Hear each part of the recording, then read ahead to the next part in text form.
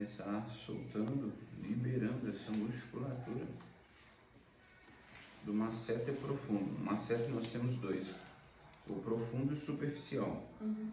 O profundo eu só consigo acessar com minha mão e o superficial eu consigo pegar aqui, que é esse daqui. Faz a mordida, deixa eu ver. Beleza, pode relaxar.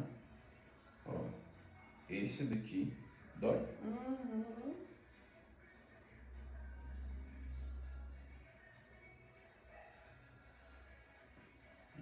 Esse daqui é um masseter superficial, tá vendo?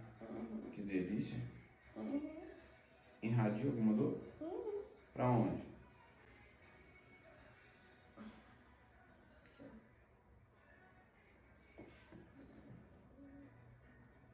Dói? Assim não.